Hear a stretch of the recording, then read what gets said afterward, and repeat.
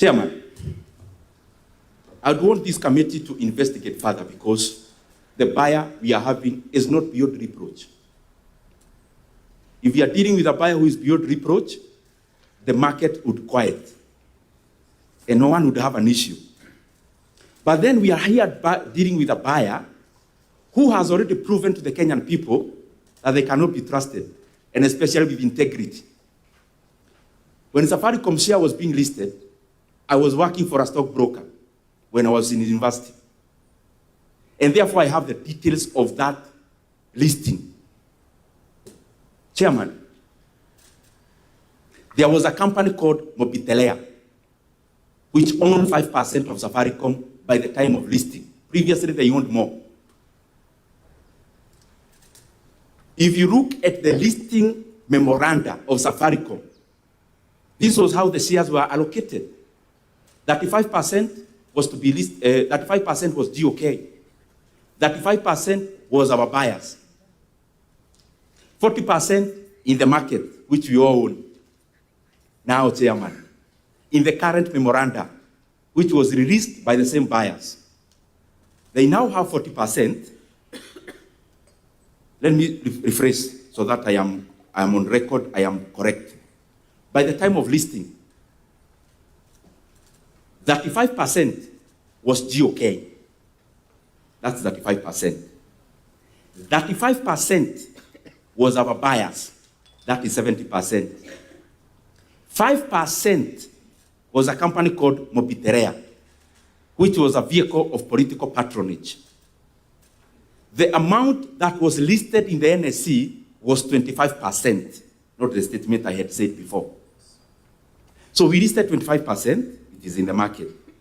All of a sudden, in this memoranda, now government has 35%, but our buyers already bought Mobitelea.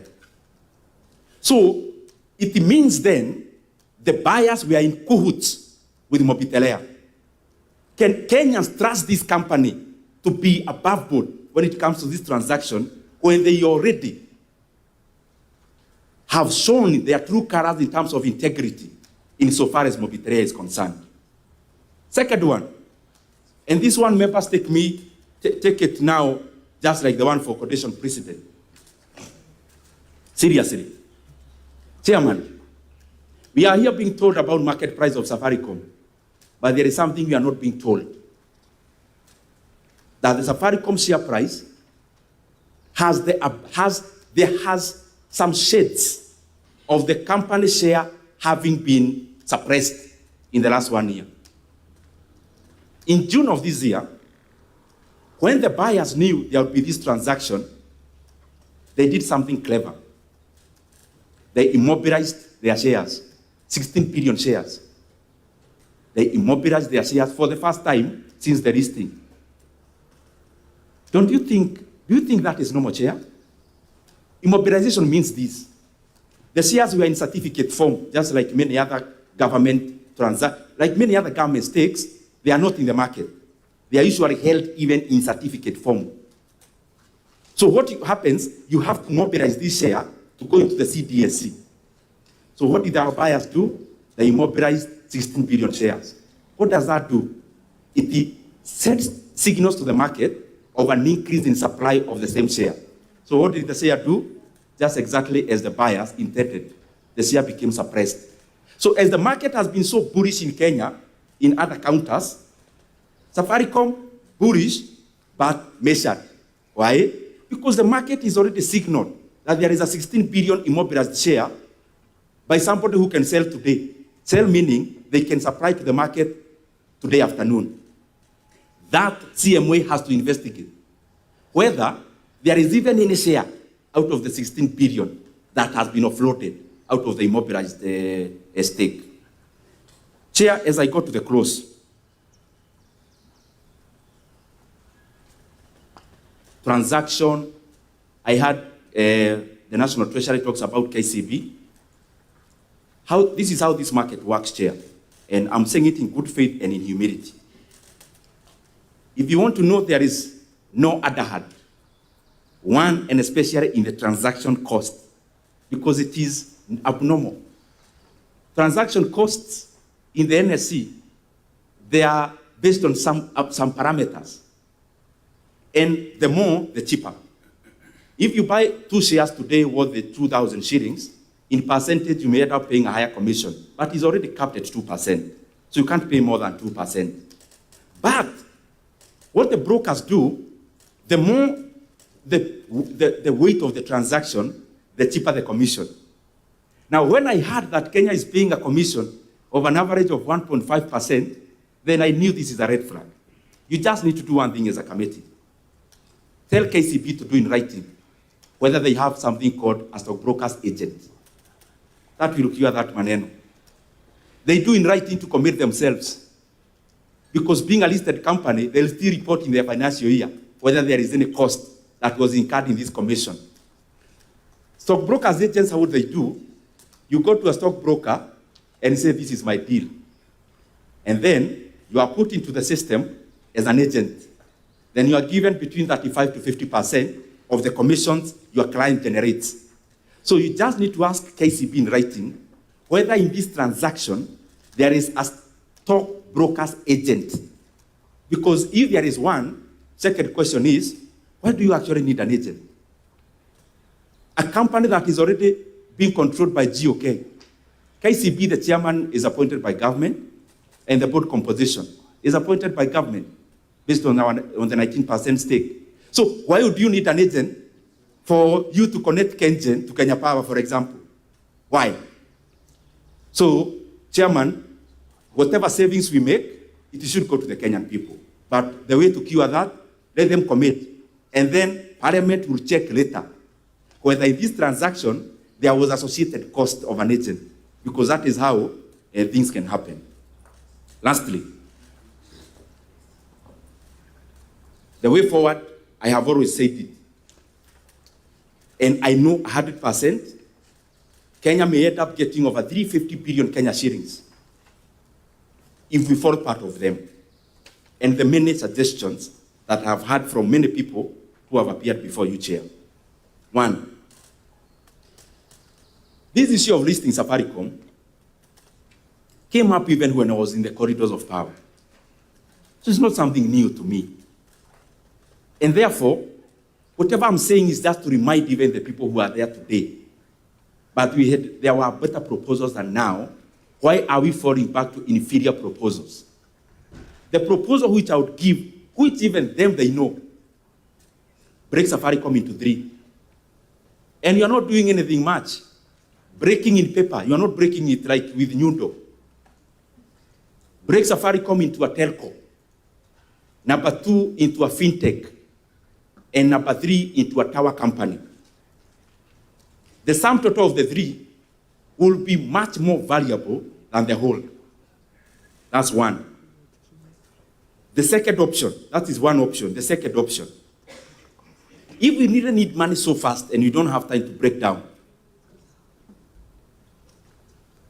it is very simple. It will take us very little time to list Safaricom PLC in the London Stock Exchange.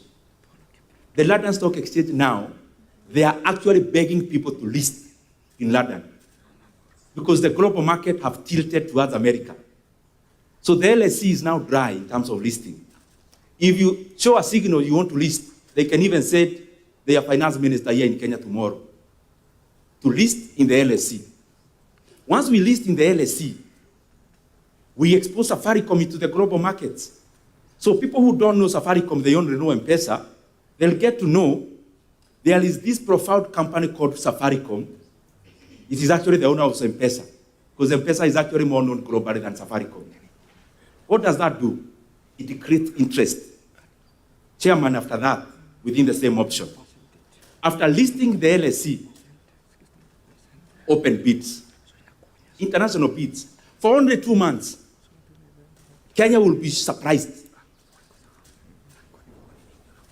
that we will have people bidding even above the current consideration because of the other parameters that I gave. And I can bet to you, Chairman, and this issue is very weighty in my heart, is very heavy in my heart. The market already knew that Etisalat wanted to buy Vodacom. It was already known in the market. And therefore, I will not be surprised if our buyers today, next month, they are on sale. Why can't Kenya be patient for 2 months? We go directly to the main buyer and we get the right valuation. When we open an international bid, I can guarantee you we'll have the same buyers bidding at a higher price. We'll have Orit bidding at a higher price. You'll have them, a Tisserand themselves bidding. You can have investment vehicles like BlackRock bidding, like Blackstone. Eventually, Kenya will get more, as the story I gave about Rea Vipingo. So my submission, Chairman, is let us open this bid to international bidders. And we lose nothing. If Kenya gets an additional 150 billion, I thought the mileage will go to government. They'll build more roads. So, I mean, everyone benefits. Why can't we be patient for 2 months and we get a higher price, Chairman? Okay. Thank you very much. And as I submit, we look about the dividend. This is another securitization, as you know, of dividend. I would want to know even from the committee, maybe separately. You know, there's something called MTDS, whether it's actually part of it. We are now securitizing dividend. This dividend was part of our Appropriations Act, the current one. Because part of our revenues, the dividend is part of it. So we have securitized. I may ask many questions even about the current IPO that is ongoing. The proceeds were part of the Appropriations Act. So don't we see a mismatch? We have securitized dividend for the next many years, yet in our long-term and medium-term planning as a country, it is already accounted for as a revenue direct to the consolidated fund. I think Kenyans deserve answers on that. Thank you, Chair. I may give more rejoinders as we interact with members. I thank you very much. Thank you very much, the Honorable Ndindi Nyoro, for your excellent presentation and submission to the committee. Members, you've had the stakeholder. Now I'll be calling him a stakeholder. He's here as a stakeholder. Like what? So, members, yes, Mheshimiwa Ariko. Okay, thank you.